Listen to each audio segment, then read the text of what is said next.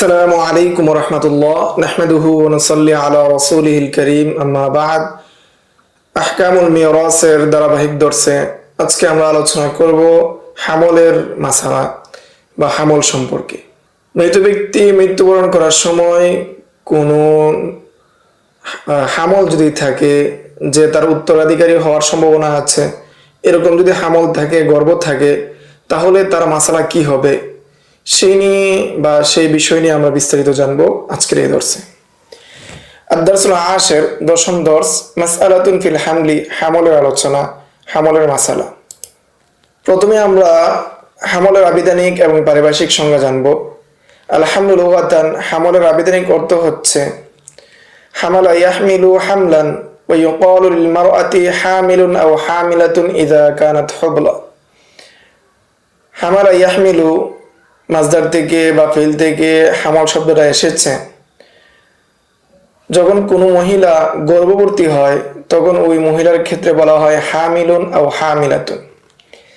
ইস্তিলাহান, হামলের পারিভাষিক সংজ্ঞা হলো, যেটা আহকামুল ফারায়েজের মধ্যে যে হামল শব্দটা আসবে সেটার ইস্তিলাহি অর্থ হচ্ছে হুয়া মা ফি বাতনিল উম্মি মিন ওয়ালাদিন যাকারান কানা আও উনসা, যে মায়ের গর্ভে বা মায়ের পেটের মধ্যে সন্তান থাকা, সেই সন্তানটা পুরুষ হোক অথবা মহিলা হোক, এটাকে হামল বলা হয়। শুরুত ইরসিল হামলি, হামলের উত্তরাধিকারী হওয়ার শর্ত। যদি হামল থাকে কোনো মহিলার গর্ভে, মৃত ব্যক্তির কোনো আত্মীয়র গর্ভে যদি কি থাকে, হামল থাকে মৃত ব্যক্তির স্ত্রীর গর্ভে অথবা মায়ের গর্ভে, সেই গর্ভ উত্তরাধিকারী হওয়ার জন্য দুটি শর্ত।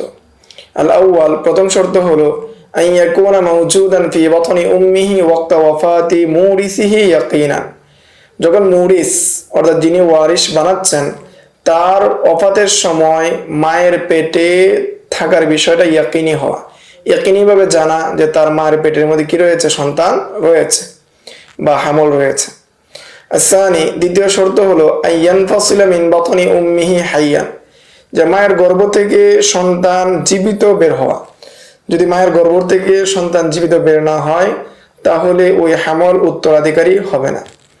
রাওয়াল খাসাব আন আবি ইউসুফ রাহিমাহুল্লাহু তাআলা, ইমাম খাসাব ইমাম আবি ইউসুফ থেকে বর্ণনা করেছেন আন্নাহু ইউকাফু লিল হামলি নাসিবু ইবনিন ওয়াহিদিন আও বিনতিন ওয়াহিদাতিন আইয়ুহুমা কানা আকসার, যদি হামল থাকে তাহলে ওই হামলের জন্য পুরুষ অথবা মহিলার, ছেলে অথবা মেয়ের অংশকে রেখে দেওয়া হবে, যে অংশটা বেশি হবে। ছেলে হিসাবে যদি অংশ বেশি হয় তাহলে তার অংশ ছেলে হিসাবে রেখে দেওয়া হবে, যদি মেয়ে হিসাবে অংশ বেশি হয় তাহলে তার সম্পদ মেয়ে হিসাবে রেখে দেওয়া হবে। ওয়াহাদা হুয়াল আসাহ ওয়া আলাইহিল ফতোয়া, এটাই কি বিশুদ্ধ অভিমত এবং এটার উপরই ফতোয়া। তাহলে আমরা এখান থেকে জানতে পারলাম, যদি হামলের ক্ষেত্রে হামল থাকে মৃত ব্যক্তির সন্তানের পেটে, মৃত ব্যক্তির স্ত্রীর পেটে যদি কি থাকে, সন্তান থাকে, হামল থাকে, অথবা তার মায়ের গর্ভে যদি হামল থাকে, আর সে যদি উত্তরাধিকারী হওয়ার সম্ভাবনা থাকে, উত্তরাধিকারী হয়, তাহলে পুরুষ হলে যদি তার উত্তরাধিকারী বেশি পায় তাহলে পুরুষ হিসেবে তার সম্পদ রেখে দেওয়া হবে, তার এই সম্পদ বন্টন করা হবে না। আর যদি মহিলা হিসেবে সম্পদ বেশি পায় তাহলে মহিলা হিসেবে রেখে দেওয়া হবে। আহওয়ালুল জানিন, জানিনের অবস্থা, জানিনের হালত। জানিনের হালত আমরা এই নিয়ে আমরা আলোচনা করব।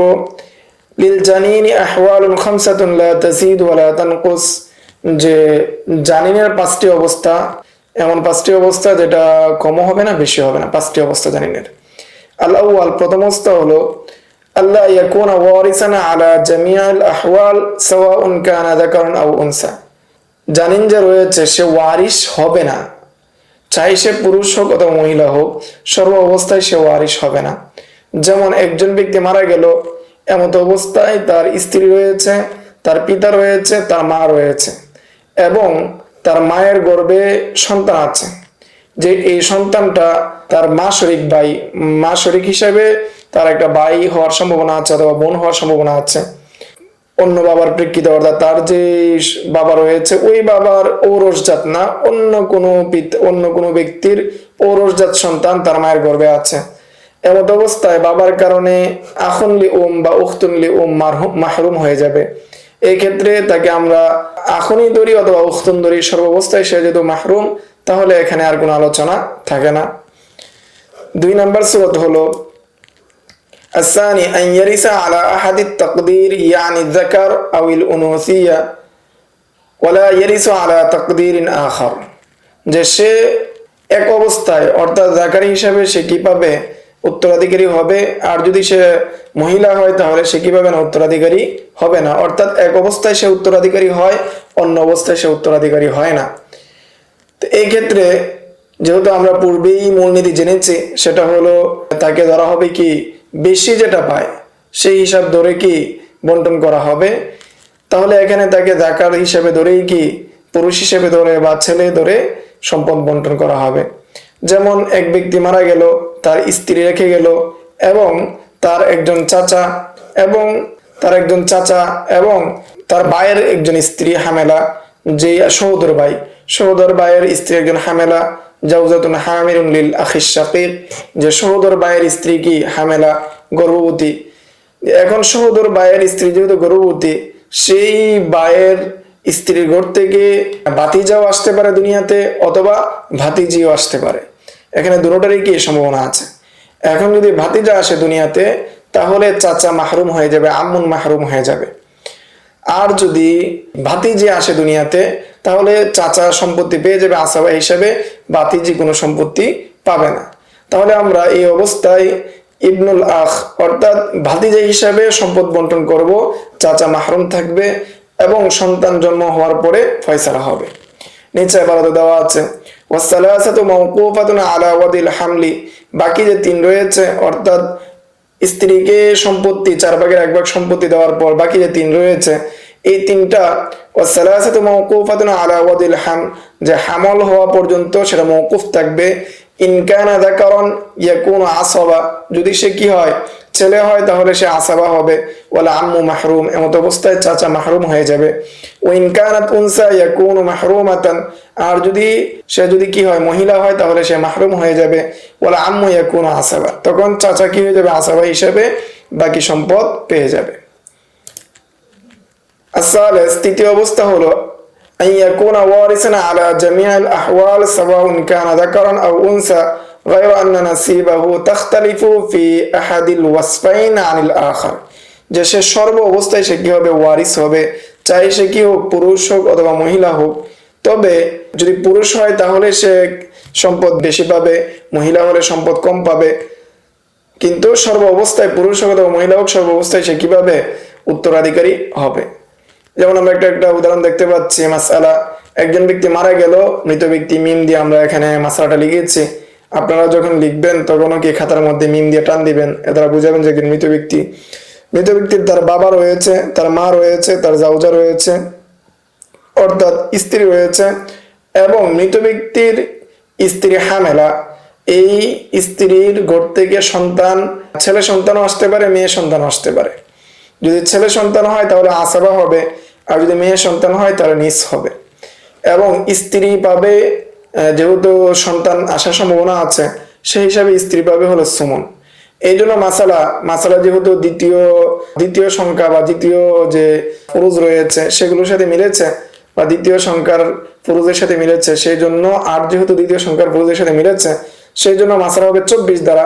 24-এর সুদুস বাবা পাবে 4, 24-এর সুদুস মা পাবে 4, এবং 24-এর সুমন স্ত্রী পাবে 3, এবং স্ত্রী যে হামেলা তার যে হামল যে রয়েছে সে যদি ছেলে হয় তাহলে আসাবা হিসেবে বাকি সম্পত্তি পেয়ে যাবে, আর যদি মেয়ে হয় তাহলে সে 24-এর 12 পাবে। তাহলে যেহেতু এখানে আসাবা হিসেবে 24-এর 13 ছেলে পায়, সেই জন্য 13 যে রয়েছে বাকি 13 মাহফুজুন ইউনকাসামু বা ইয়ানকাসিমু বাদা ওয়াদিল হামলি, যে বাকি যে 13 রয়েছে সেটাকে বন্টন করা হবে হামলের পরে সন্তান জন্ম হওয়ার পরে। ইনকানা যাকারান তাকুনু আসাবা, যদি সে পুরুষ হয় ছেলে হয় তাহলে সে 13 পেয়ে যাবে। ওয়া ইনকানাত উনসা ফালাহান নিসফু ওয়াল ওয়াহিদাতু লিল আব, আর যদি সে কি হয় মহিলা হয় তাহলে সে কি পাবে নিসফ পাবে, এবং ওয়াল ওয়াহিদাতু লিল আবি আসাবা, এবং বাকি আর এক যে বাকি থাকবে সেটা বাবা আসাবা হিসেবে পেয়ে যাবে। এরপরে আসি আমরা চতুর্থ নম্বর সূরত, বাকি আরেকটি সূরত বাকি রয়েছে। চতুর্থ নম্বর সূরত হলো আর-রাবি, আল্লাহ ইয়াখতালিফা ইরসুহু আলা আহাদিত তাকদীরাইনি সাওয়াউন কানা যাকারান আও উনসা, সে ছেলে হোক মেয়ে হোক সর্বাবস্থায় সমান পাবে। তো এই ক্ষেত্রে তো সমস্যা নাই, ছেলের অংশ হোক অথবা মেয়ের অংশ হোক একটা রেখে দিলেই কি যথেষ্ট। যেমন এক ব্যক্তি মারা গেল, তার উখতে শাকিকা রয়েছে, সহোদর বোন রয়েছে, উখতুন লিআব রয়েছে, একজন বাৎসরিক বোন অর্থাৎ বৈমাত্রীয় বোন, উম্মুন তার মা রয়েছে, এবং তার মা যে হামেলা, উম্মুন হামিলুন মিন জাওজিন আখার, তার মা হামেলা অপর এক স্বামী থেকে। তার যে বাবা রয়েছে, মৃত ব্যক্তির যে বাবা রয়েছে, ওই বাবার ঔরসজাত নয়, বরং অন্য কোনো ব্যক্তির মাধ্যমে সে হামেলা, সেটা ইবনুন আও বিনতুন, সেটা ছেলে হতে পারে মেয়ে হতে পারে। যদি ছেলে হয় অথবা মেয়ে হয় তাহলে দুটা সময় রয়েছে, অর্থাৎ আউলাদুল আউলাদুল ছেলে হোক মেয়ে হোক সবাই সমান পায়, এতে কোনো হয় না কি কোনো ধরনের ব্যবধান হয় না। তা আউলাদুল যেহেতু সন্তানাদি নেই, সেই জন্য আউলাদুল কিভাবে এখানে সুদুস পাবে, এবং উখতুন লিআব যে রয়েছে সেও সুদুস পাবে, এবং মাও কি, মা যেহেতু উখতে শাকিকা আছে, মাও কিভাবে সুদুস পাবে, আর উখতে শাকিকা যেহেতু একজন, সেই জন্য সে নিসফ পাবে। এই জন্য হামিলুন মিন জাওজিন আখার ইবনুন আও বিনতুন, ছেলে হোক অথবা কি মেয়ে হোক, ওই মায়ের গর্ভের যে সন্তান, সে ছেলে হোক মেয়ে হোক সর্বাবস্থায় কিভাবে সমান পাবে। এটি হলো জানিনের চতুর্থ অবস্থা। জানিনের পঞ্চম অবস্থা হলো আল খামিস, আল্লাহ ইয়াকুনা মাআহু ইরসুন ওয়ারিসুন আসলান আও ইয়াকুনা মাআহু ওয়ারিসুন লাকিন্নাহু মাহজুবুন বিহি, যে ওই যে হামল রয়েছে, ওই হামলের সাথে প্রকৃতপক্ষে কোনো ওয়ারিসই নেই, অথবা যে ওয়ারিস আছে সে হামলের মাধ্যমে মাহজুব হয়ে যাবে। যদি হামলের মাধ্যমে সে মাহজুব হয়ে যায় তাহলে তো এখানেই আলোচনা শেষ। এখানে দুইটা সূরাতে মাসলা দেওয়া হয়েছে, এগুলো আখুন লি আর এগুলো জাউজাতু ইবনিন হামিলুন। যে এক ব্যক্তি মারা গেল, ওই ব্যক্তির কি রয়েছে, মা শরীক একটা ভাই রয়েছে, অর্থাৎ আউলাদুল রয়েছে, এবং ছেলের স্ত্রী হামেল। ছেলের স্ত্রী যদি কি হয়, হামেল হয়, তাহলে অর্থাৎ ছেলের স্ত্রী হামেল, অর্থাৎ ওই যে সন্তান, ছেলের স্ত্রী যে হামেল, তার ঘর থেকে যে সন্তান আসবে, এই সন্তান কি হতে পারে, যদি ছেলে হয় তাহলে সে সমস্ত সম্পত্তি পেয়ে যাবে। কুল্লু তারিকাতি মাহফুজা, যে সমস্ত তারিকাতে রয়েছে সমস্ত কি সবটাই কি হয়ে যাবে, মাহফুজ হয়ে যাবে। যদি ছেলে সন্তান হয় সবটাই সেই পেয়ে যাবে। আর এই ছেলে দ্বারা অর্থাৎ নাতি দ্বারা এই আখুনলি যে রয়েছে সে মাহরুম বা মাহজুব হয়ে যাবে। অথবা জাউজাতু ইবনিন হামিলুন, যদি ছেলের স্ত্রী, অর্থাৎ ছেলের স্ত্রী যদি হামেলা হয়, কি হওয়ার সম্ভাবনা রয়েছে, ছেলে হওয়ার সম্ভাবনা আছে, মেয়ে হওয়ার সম্ভাবনা আছে। এমত অবস্থায় তার সাথে কেউ নাই, যদি তার সাথে কেউ না থাকে তাহলে ছেলে হোক মেয়ে হোক সমস্ত সম্পত্তি তারা পেয়ে যাবে। তাহলে এখানে আমাদের পঞ্চম নম্বর যে সূরাটা রয়েছে সেটা সুস্পষ্ট। তাহলে আমরা আহওয়ালুল জানিন বা হামলের 5টি অবস্থা বিস্তারিতভাবে জানলাম। সামনের দর্সে আমরা খুনসা সম্পর্কে বিস্তারিত জানবো ইনশাআল্লাহ। আজকের দর্স এই পর্যন্তই। আসসালামু আলাইকুম ওয়া রাহমাতুল্লাহ। يؤتي الحكمة من يشاء ومن يؤت الحكمة